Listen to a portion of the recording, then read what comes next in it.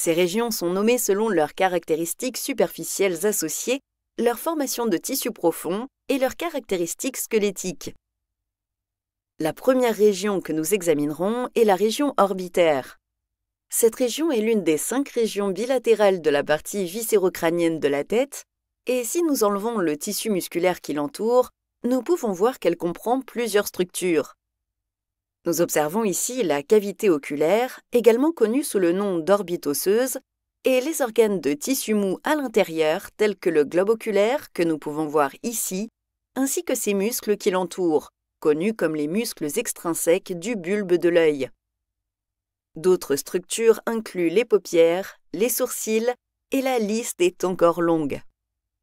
Sur notre image, nous pouvons également voir que les muscles orbiculaires de l'œil, les muscles circulaires que vous voyez autour des yeux mis en évidence en vert, se trouvent également dans cette région.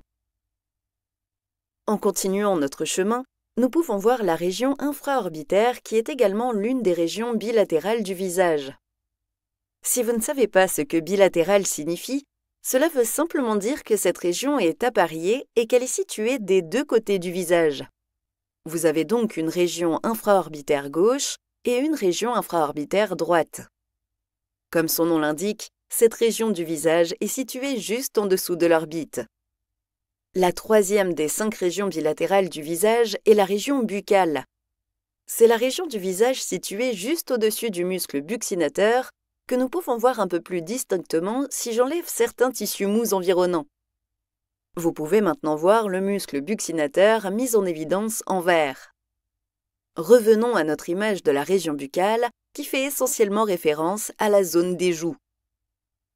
Comme vous pouvez le voir dans l'image suivante, la région parotidienne est la région du visage qui recouvre la glande parotide. Si nous changeons légèrement d'orientation et observons le visage sous une vue antérolatérale, nous pouvons voir la glande parotide un peu plus clairement. Comme vous pouvez le constater, cette région est située juste en dessous de l'oreille et fait également partie des 5 régions bilatérales du visage. La 5e et dernière région bilatérale du visage est la région zygomatique. Cette région du visage recouvre les os et les muscles zygomatiques, et si vous regardez l'image de droite, vous verrez la délimitation de ces muscles. La région zygomatique est la zone du visage où l'on trouve les soi-disant pommettes. Maintenant que nous avons vu les régions bilatérales du visage, examinons les régions du visage situées le long de la ligne médiane, en commençant par la région nasale. Cette région porte le nom du nez et, en tant que telle, l'inclut.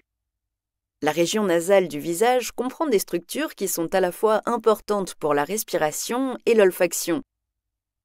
La prochaine région que nous allons voir est la région orale du visage, qui se réfère à la zone de la cavité orale. Cette région inclut bien sûr la cavité orale en elle-même, ainsi que des structures telles que les dents, la langue et le palais ou le toit de la bouche. La dernière région médiane du visage que nous examinerons est la région mentonnière, qui concerne les structures relatives au menton. C'est la région du visage qui recouvre la protubérance mentonnière que nous pouvons maintenant voir mise en évidence en vert. Si tu as trouvé cette courte vidéo sur l'anatomie ou la physiologie utile, tu apprécieras encore plus nos tutoriels vidéo. Clique sur le bouton et tu comprendras ce que je veux dire. Nous avons des centaines de vidéos disponibles pour nos membres premium, sans parler de tous les quiz divertissants, nos articles complets et nos illustrations d'atlas pour consolider tes connaissances.